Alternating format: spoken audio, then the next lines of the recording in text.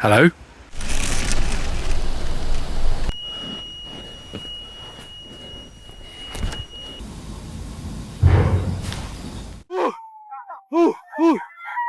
Vamos! Dele!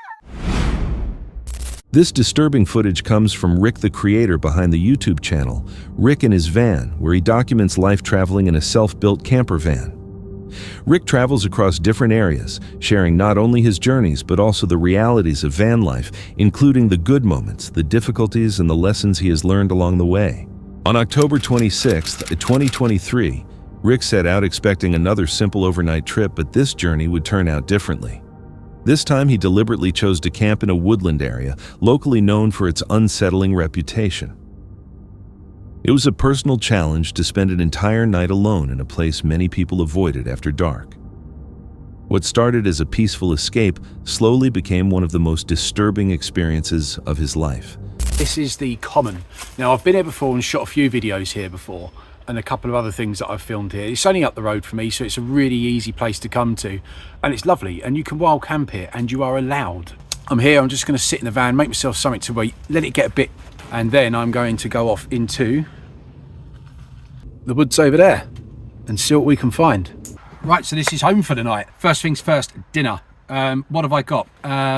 Particularly exotic or gourmet hot dogs, frankfurters, but they do taste amazing, so I'm going to get those. Oh, I've got some crisps. I am missing a beer. That's the one thing I didn't bring, but I have got coffee, so that's the main thing. First, let me just take you outside. I haven't shown you exactly where we are and where the van is. This is it. This will be home for the night. This is it. Right, let's go get dinner on. Rick parked in a remote clearing deep in the forest, a location he had visited before and felt comfortable returning to. The air felt cool and the woods were completely silent, the kind of stillness only found in total isolation. At that moment, nothing seemed out of place. Feeling relaxed, he prepared a simple meal of hot dogs and buns, planning to eat before nightfall. The atmosphere felt calm and steady, almost comforting. There were no warning signs or immediate sense of danger, just a quiet evening alone in the woods. But the calm did not last long. So, just going to tuck into these. I don't judge, I have made 4. I am a hungry man, but I am going to double up on the sausage inside the bun. No idea where on earth I'm going. I wish there was a path. Let's just go this way. Let's see where we're going. Right. Oh, hello. What's that? What is that in the woods there? Look, what's that? Oh, I think I found the church. That was easy. Ah, it's not a gate. That is a fence. Ah, there's the church. Holding a torch, Rick decided to explore the surrounding area. As he walked through the trees, he discovered a church partially hidden within the forest. The building stood silently among the woods, adding to the eerie reputation of the area. While observing the surroundings, something suddenly changed. Oh, right, let's go and have a look. Just check this out. I haven't come prepped with the best torch in the world. Oh yeah, look at that. What is a little church like that doing in the middle of the woods? What? Even got a little graveyard. And a shovel, random shovel. What is going on in this place? Chairs? In the middle of the woods? What's all that about?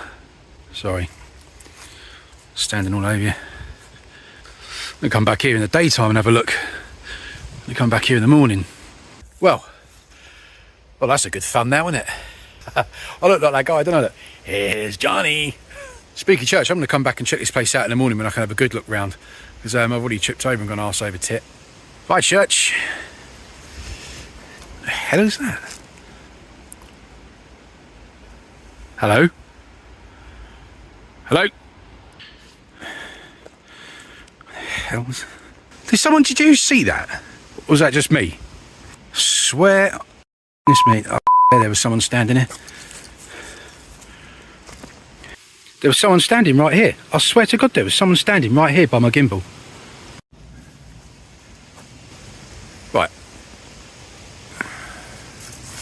Right, that's freaked me out a little bit, so I'm just gonna go. Shut up. Right, I'm not joking you, that's just slammed itself shut. gimbal. Getting out of here. I did not like that noise. Right, where am I going? I can't even see where I'm going. Rick noticed a figure dressed entirely in black, standing motionless in the darkness. The person looked almost mannequin-like, completely still with their back facing him. Instinctively, Rick raised his torch and pointed the light toward the figure. Within seconds, it disappeared. There were no footsteps, no sounds of movement, and no clear direction showing where the person had gone. Whoever had been standing there vanished without a trace. Rick felt panic begin to rise as he tried to process what he had seen. He was certain someone had been there, yet the disappearance seemed impossible to explain. He attempted to rationalize the moment, wondering if it had been a trick of the light or simply his eyes adjusting to the darkness. Then a loud bang echoed through the forest. The sudden noise startled him immediately. Rick checked a nearby metal gate along a fence line, believing it may have caused the sound, but the explanation did little to calm him. An uneasy feeling settled in. Trying to relax, he returned to the van and prepared for the night, repeatedly telling himself it was probably nothing. Eventually, he drifted off to sleep. Right, there was a knock. There was definitely a knock. Someone was trying the van door handles as well. I'm going to turn the lights out. Someone was trying the van door handles. Okay. I heard a car pull up.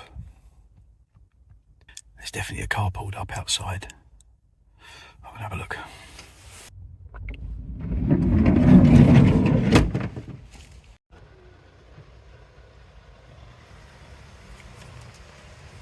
Well, that was weird.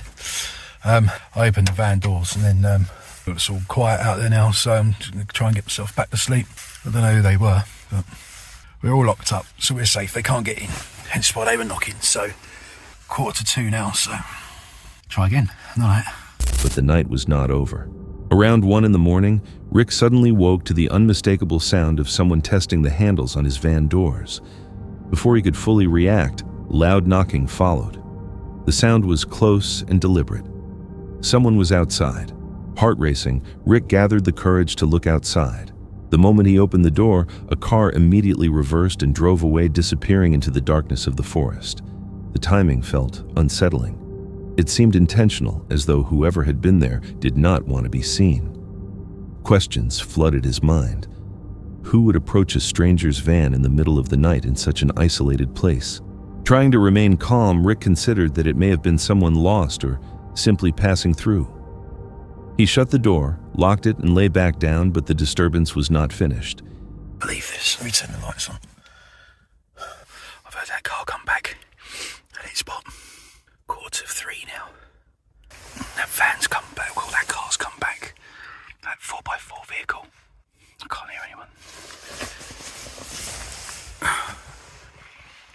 I can't hear anyone talking outside. There we go. There we go. Right. Literally haven't slept. This. I am going home. They've driven off again. I didn't even look out. I just peered through my curtains, and it's driven off again. I don't know if this is anywhere I shouldn't be parked, but I'm going. I'm not staying here anymore. He woke again to sharp knocking on the van door.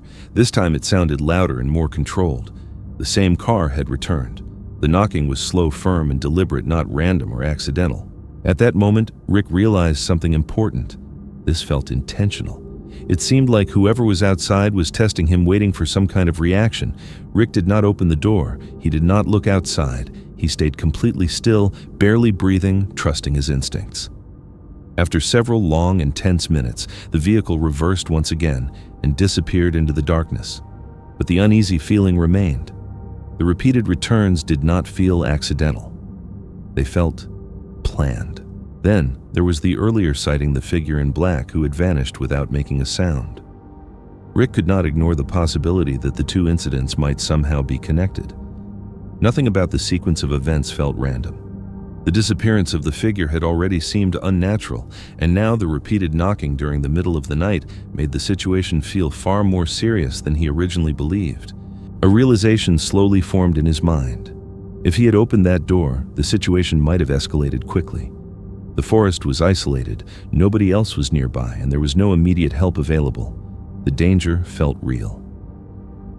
With adrenaline still rushing through him, Rick made his decision. Quietly, he started the engine. The headlights cut through the trees as he drove away from the woodland, leaving the darkness behind. What was supposed to be a peaceful escape into nature had become a chilling and unresolved mystery. Strange experiences can happen in isolated places, and not everything can be explained immediately. If you were alone in that van and heard those knocks in the dark, would you have opened the door or stayed silent and waited for morning? It was June 3, 2018, when Luis Roldan was in Guatemala near Volcán de Fuego, one of the most active volcanoes in the world, located around 27 miles from Guatemala City, an area frequently visited by hikers and campers. That day, he was simply walking along the side of the road when a sudden thunderous explosion ripped through the air. At first, he noticed a small cloud of smoke and assumed it was only a minor eruption. He pulled out his camera and started recording, but what initially seemed like an ordinary moment quickly became a dangerous survival situation. Ash from the volcano rapidly grew thicker and heavier, covering everything around him and leaving Luis struggling to stay safe as the chaos intensified.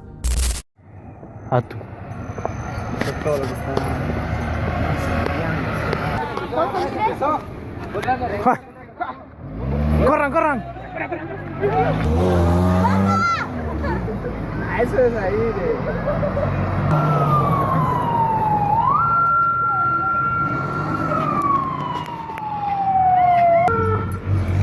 Ala, miren, ala, sí, botó bastante. Híjole, pero aquí no llega. Hoy sí le pasó el... Sí, se pasó de veras, miren.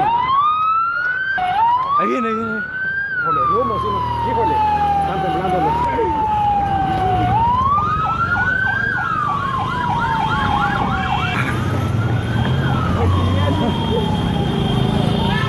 ¡Vámonos! ¡Vámonos! ¡Tapen, la tapen! ¡Vámonos!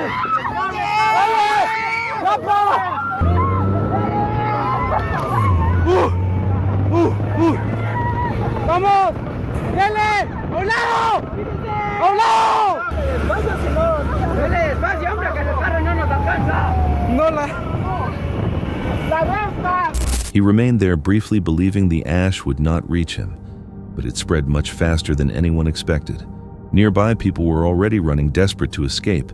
Then several cars speeding away suddenly stopped and picked him up. They managed to get him out just in time. When he looked back, he saw a massive cloud of choking ash rising behind them. Ash this dense is extremely dangerous to breathe, and being so close to the eruption, it was almost certainly scorching hot as well. Thankfully, the people who helped him refused to leave anyone behind, but even so, nearly 200 people were confirmed dead in the disaster. For hikers or campers nearby, small warning signs can be easy to overlook. If you saw that cloud rising, would you have escaped in time? The YouTube channel Rachel and Tommy returned in October 2021 to Tishomingo Wildlife Management Area, a place where they had camped before and experienced a few unsettling moments during an earlier visit. This time, they planned to spend another night there with their dog Badger to see if anything unusual would happen again. After arriving... Hey, what's up, everybody? Here at the Tishomingo Wildlife Management Area Refuge. I've actually been here before. And got a little creeped out here last time. But here's the thing.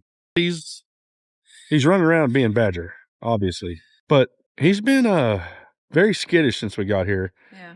Like, he'll just take off running and not like doing zoomies running. Like, but he comes down this little ravine down here and he won't go any further. Like, no, and then he'll like get all skittish and run off. I'm not sure what's going on, but we're going to stay here tonight and find out.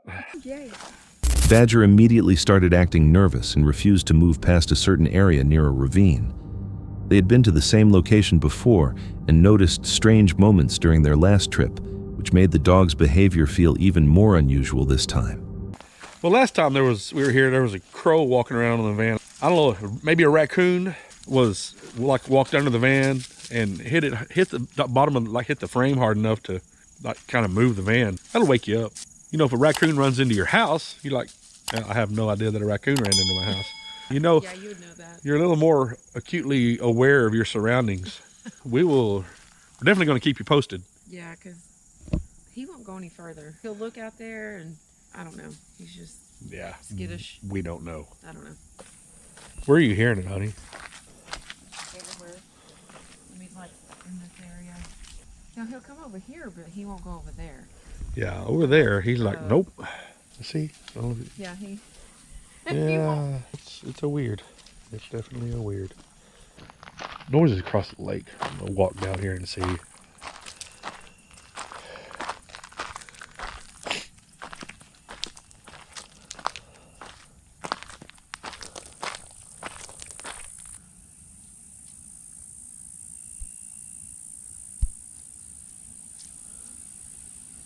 Camping in wildlife areas means sharing space with animals and hearing sounds that are not always easy to identify. Dogs often notice things people miss, and their reactions can either mean nothing at all or quietly warn that something nearby deserves attention. I know there are turkeys out here. We've been out in the woods a lot. We know the sounds. What we're hearing are not regular sounds. And usually you can hear birds, you can hear critters. But when you're hearing other noises and you're not hearing critters, yeah, I'm not sure. I'm not sure. We're going to stick it out.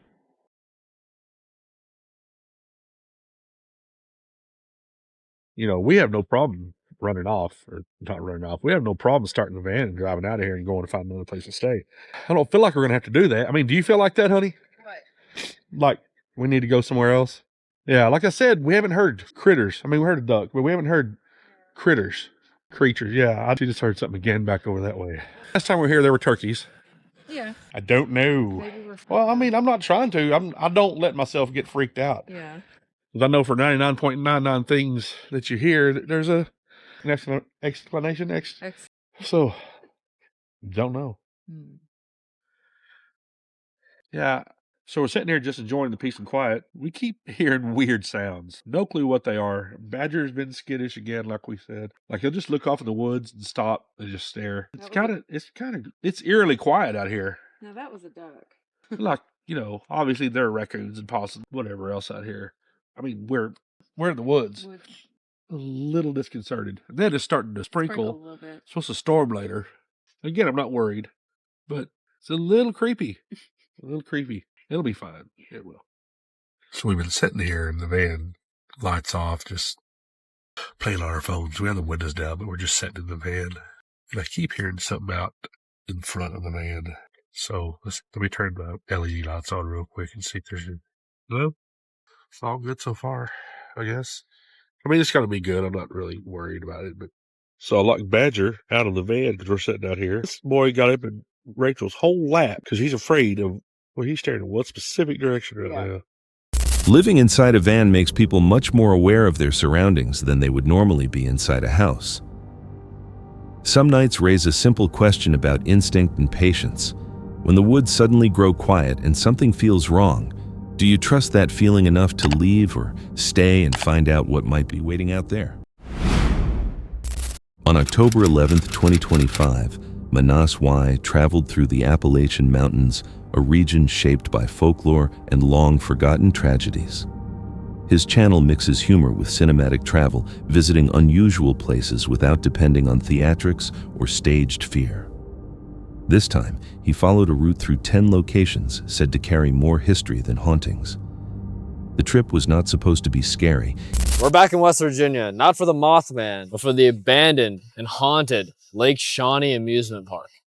A lot of terrible things have happened here. And so all the bad things started happening specifically in the 1950s when a little girl really tragically died on the swing ride. It was kind of strange. She didn't die directly from the swings. A truck just backed into her as she was in her seat. And then a second death happened. It was a little boy who died in the lake here when his arm got stuck in a drain pipe. This is actually the second and third children's deaths in a row. Yeah, dude. Yet every stop held a quiet weight that made it feel like the mountains still remember more than they reveal.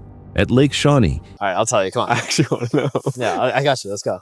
So this is the swings where that girl tragically died. It's equally creepy, but also kind of sweet how a lot of people leave these dolls and like voice for her. But pretty much a lot of people report hearing her or seeing her specific swing still swinging as if she's still around here. If we take a walk around here, we'll see hers. It's marked by the red ribbon. So we're not sure, but we think this might be the swing. It's just that the ribbon has lost its color over time. The darkest and most terrifying thing about this place is that they actually built the amusement park on top of a Native American burial site. Nope. A tribe called the Shawnee tribe used to live here, and archaeologists that have dug around this area have found over 300 burials. Yeah, here, where we're standing. Bruh. But what's super crazy is that before the amusement park was built, there were a couple English settlers that lived here. They kind of took this place from the natives and stuff. The Shawnee tribe came and killed 2 of their children, kidnapped another one, and burned his like 8-year-old son at a stake. So there's like multiple levels of death on these grounds.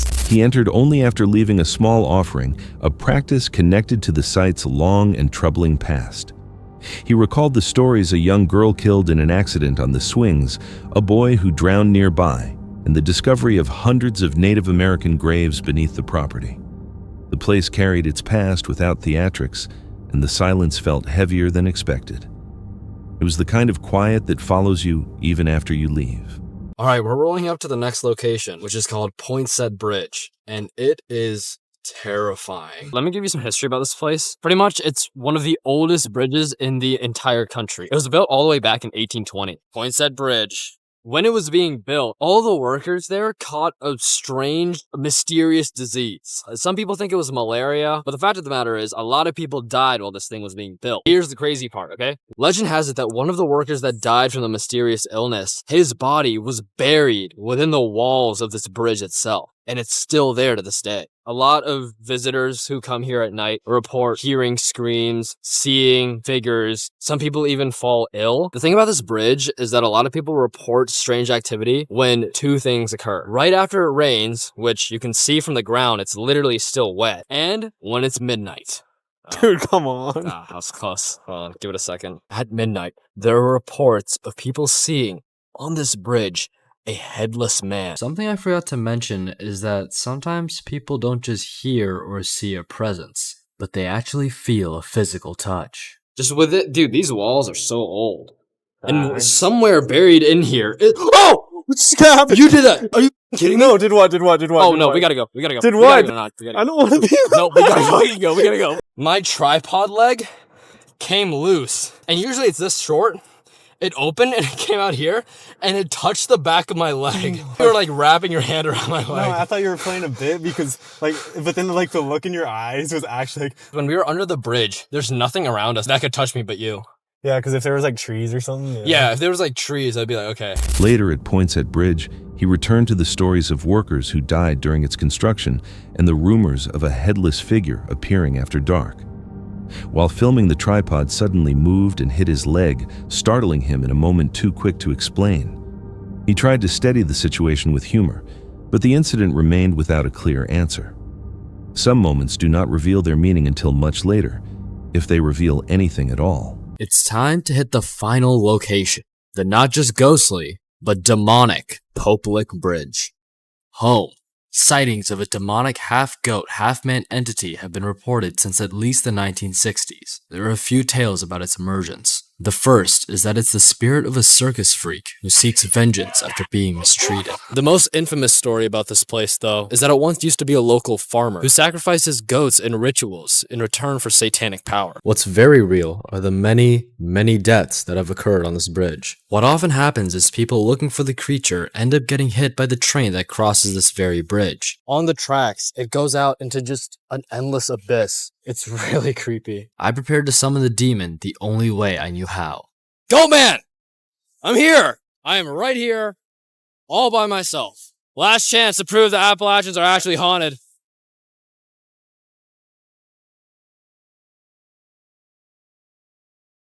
Last night, I was lucky to be safe as the train that crosses Popelick Bridge appears from the black of night surprisingly quick. Many people that walk across the bridge don't end up so lucky, and those that come here looking for the Goatman do meet their end, but not from finding the demon, but from their very search for him.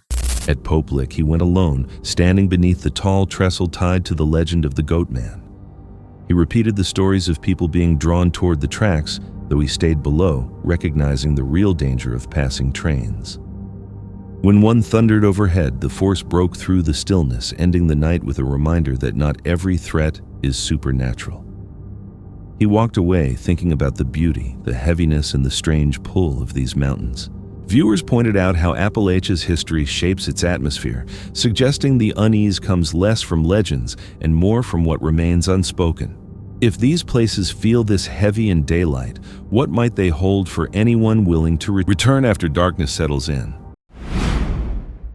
On May 31st, 2025, the creator behind Dead Appalachia entered Big Ridge State Park, taking the Ghost House Trail, one of the area's most unsettling corridors of history. His channel is known for traveling deep into Appalachian lore, mixing old accounts with the quiet heaviness of forgotten places. But along this trail, the past did not simply feel preserved, it felt awake. I'm essentially going to be hiking the entirety of the Big Ridge State Park, showing you these locations: the grist mill, the ghost house, and the location of an Indian ambush site. Near the trailhead stands the Norton Grist Mill, constructed in 1825. Now this structure here is the Norton Grist Mill. Now this next part may be speculative rumor, but they say that the man who built this mill, his daughter was suspected of witchcraft. And they say the man hung his own daughter because he thought she was a witch. Here's the outside of the mill. Looks quite decrepit. I imagine this was gorgeous back in its day. There's a nice little creek here. We're going to go check out what remains of the ghost house. We're going to check out a hidden cemetery. This here's where we're going. The next part of our adventure takes place around 0.4 miles into the trail, the Norton Cemetery. Some tales suggest that photographs taken here reveal silhouettes of the departed standing by their graves. The journey began at the old Norton Grist Mill, standing where it has remained since 1825. Its story stays alive in local memory, the account of a man who believed his own daughter was a witch and took her life near the mill's path. The creator pointed out the discomfort of walking through a place where belief became tragedy, a reminder that Appalachia's darkness often comes from its people, not its ghosts. And still farther down the trail, something else seemed to wait. As we continue along the trail, we come across the infamous ghost house. Now, only a root cellar, a cistern, and a well casing remain at this place. But many folks have reported seeing different specters and ghosts. Both park rangers and hikers alike have reported a strange specter of a man in work boots, gray pants, and a red flannel shirt hiking off trail in the woods. And he is said to vanish without a trace if you approach him, which just leaves behind an even bigger aura of mystery for me. The remains of the ghost house came next, now reduced to a cellar, a cistern, and the ground that swallowed everything else. This was the location connected to reports of a mysterious man, gray pants, red flannel work boots seen by rangers and hikers before disappearing whenever anyone approached. It was another kind of unease, quiet and impossible to explain, lingering in the spaces where the house once stood. But the trail still carried a story cut much deeper than rumor. I'm about to do about 500 feet of elevation right now, heading up to the top of this mountain where there's Indian ambush site is. See no signs of human activity. We're definitely getting close. These are historical rock walls. Whew. All right. After about an hour of hiking, we're here. November 13th, 1794. Hiding between these two huge boulders, Indians ambushed, killed, and scalped Peter Graves, a pioneer settler from the Sharp Station located 1/2 mile to the north. Erected in 1968 by the descendants of the early settlers of this area. Here in the eastern woodlands, back in the frontier days, was very dangerous. I mean, look at all this dense forest. I mean, we're talking Native Americans, bears, disease, bobcats, mountain lions, all kinds of things that roamed around these woods during that time. Yeah, nice little piece of rocky rock. This was all supposed to be a trail, but no one's come up here in God knows how long. Past the climb between two huge stones stood the place where Peter Graves was ambushed in 1794, killed and scalped during an attack that reflected the violence of the eastern woodlands frontier era. A memorial placed there years later only makes clear how real the danger once was. Reaching this spot, the creator considered the harshness of the land and the heavy silence that settles over places marked by blood and memory. Standing between the stones, the past felt closer than anything supernatural. Many viewers observed that Appalachia's unease comes not only from legends, but from the land's layered history-loss conflict and stories that refuse to disappear. On trails like this, memory often feels stronger than myth. If daylight already felt heavy with old stories, what might the ridge reveal to someone who returned after dark when the forest keeps the trail completely to itself? On September 14, 2024, a Russian man uploaded a video to YouTube that remains unsettling to watch. At the time, he was walking alone through a remote wilderness area in Russia when he encountered something he would probably never forget.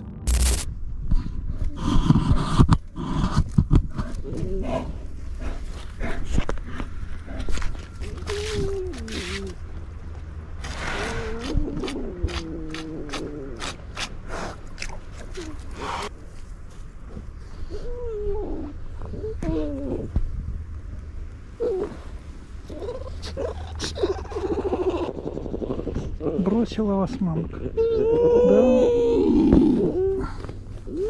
Что, все, пойдем домой? Пойдем домой. Мамка, мне нужны мы. Бросила. Маманя, тебе дети нужны?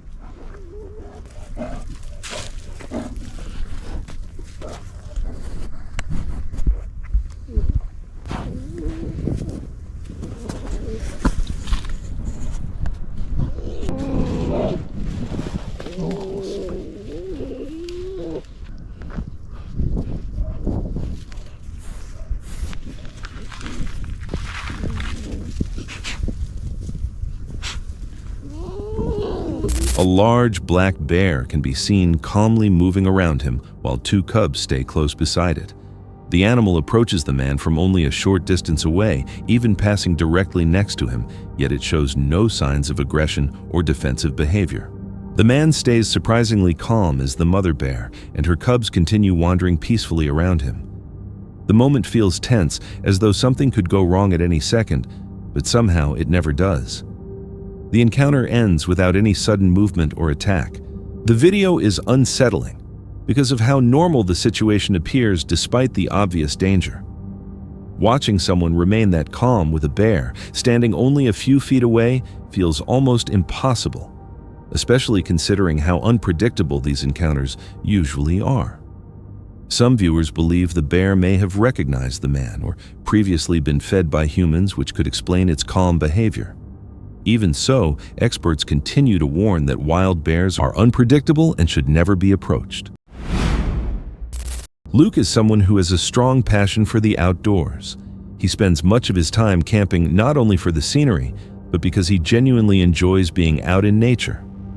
On his channel, he frequently talks about his gear, and in a video uploaded on March 20th, 2025, he travels into the wilderness to explore a rugged mountain called Devil's Throne.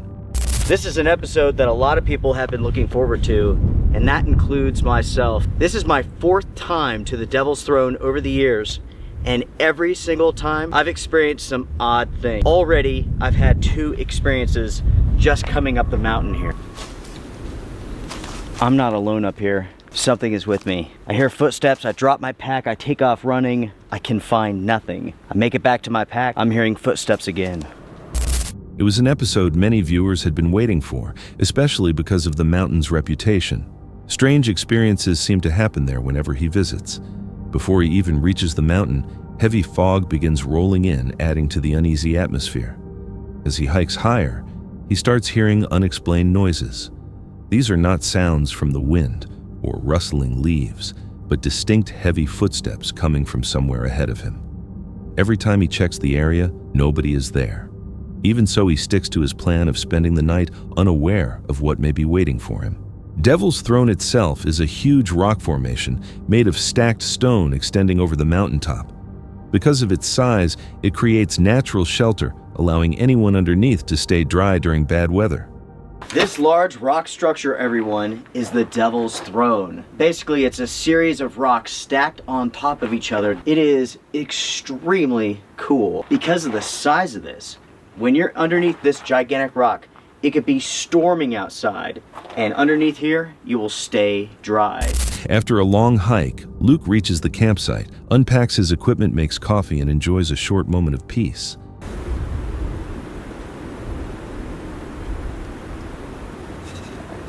For a while, everything becomes completely silent. That silence eventually breaks. A strange sound suddenly echoes through the area.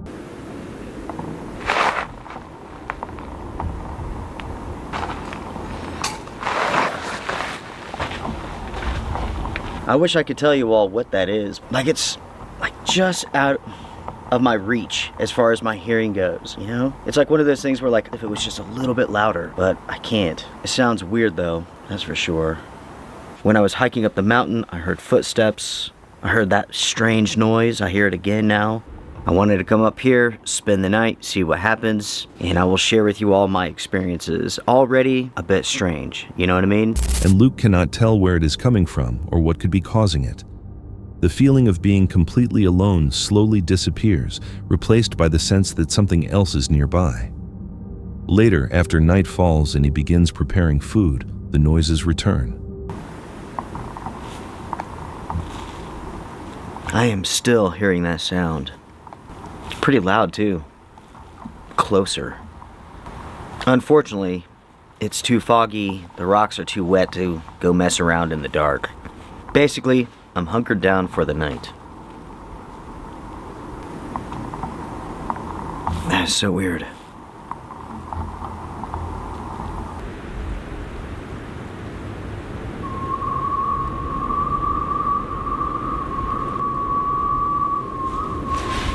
There's that noise again. Every time I hear it, it sounds like it's in a different place. I don't know. It doesn't seem to be coming any closer. Like when we were eating, it was pretty loud, but now it's fairly far off. And that makes it kind of strange, you know what I mean?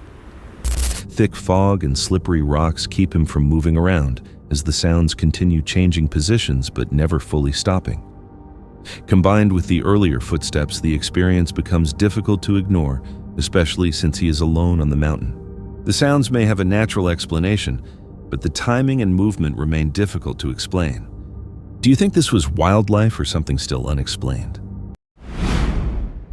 A creator known for documenting places tied to the unexplained returns to a location that has remained in his mind for years. In a video uploaded on December 11th, 2025 from the channel Tim Morozov, Tim revisits an abandoned estate often called the Vonnegut Castle, a place he says affected him deeply from the very beginning. According to Tim, this was one of the first locations where he experienced what he describes as real mysticism. What stayed with him was not only fear, but a strange sense of connection. During a visit years earlier, he believes he encountered not just paranormal activity, but something far more disturbing. Tim claims his cameras captured what looked like a living creature watching him from a distance. Whatever it was, it never attacked, but the unexplained encounter became one reason he could never forget the estate. After years of avoiding the location, Tim finally decides to return. From the moment he arrives, everything feels different. The estate is more overgrown, more deteriorated, and visibly unstable. Broken walls and thick vegetation surround the structure. What once fascinated him now fills him with dread, and while standing there, he feels a powerful urge to leave, almost as if the building itself is warning him away. Despite the feeling, Tim begins his investigation.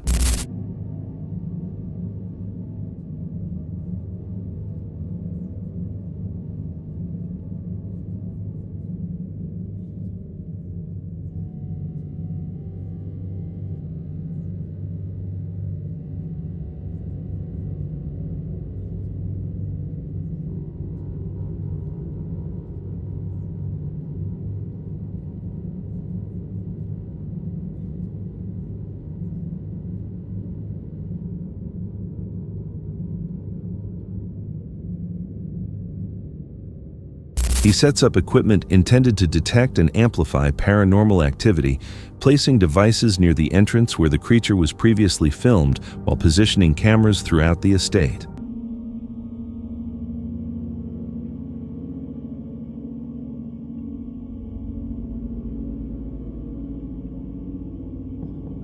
Надеюсь, я услышу отсюда прибор, если он сработает.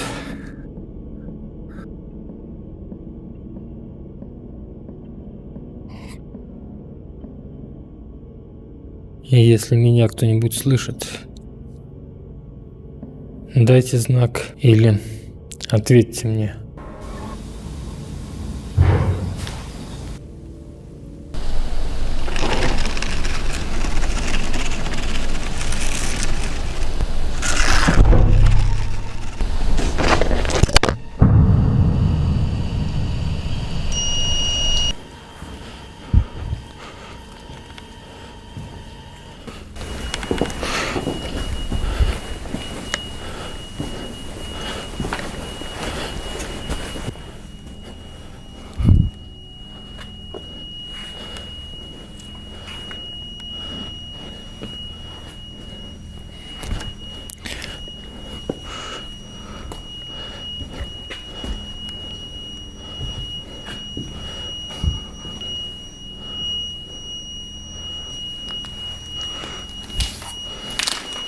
As night falls and he moves deeper inside the atmosphere, slowly changes.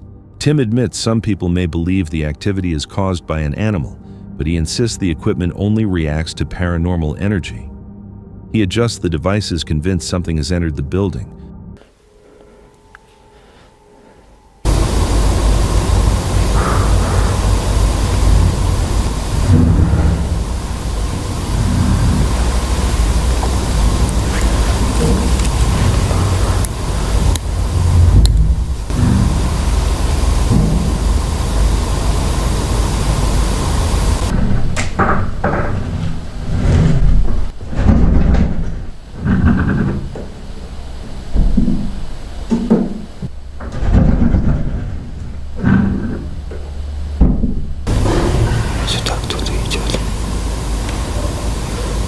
Кто здесь?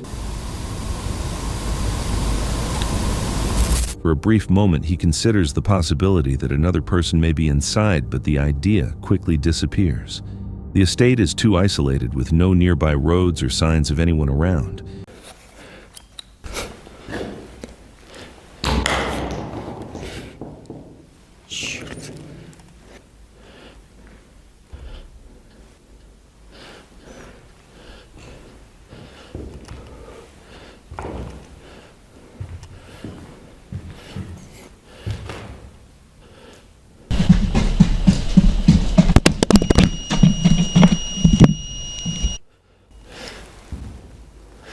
Писк прибора.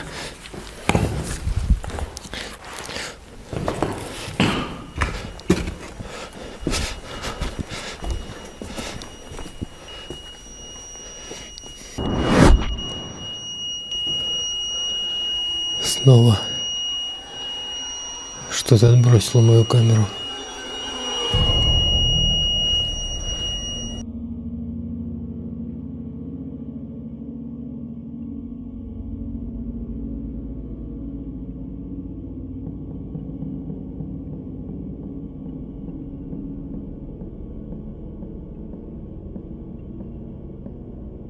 As the night continues, the situation begins to feel disturbingly familiar.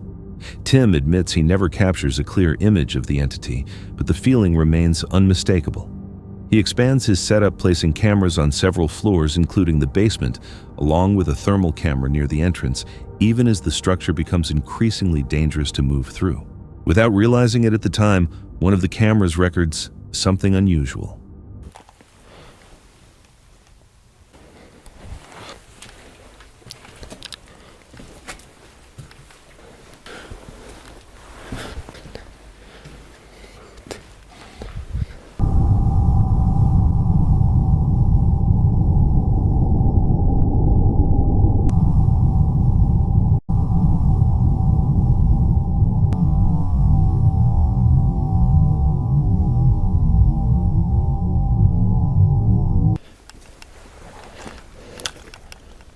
Снова на этом месте сигнал.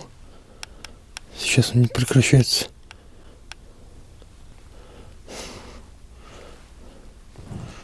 Hours later, as morning approaches, the activity slowly fades. There is no confrontation or obvious reveal, and by the time Tim leaves, it feels as though whatever was inside has retreated. It is only after returning home that he notices what he missed, a mist-like figure quietly moving through part of the castle. The discovery changes everything. Whatever inhabits the estate never fully revealed itself, but it still left evidence behind. Sometimes the things unnoticed in the moment become the hardest to forget.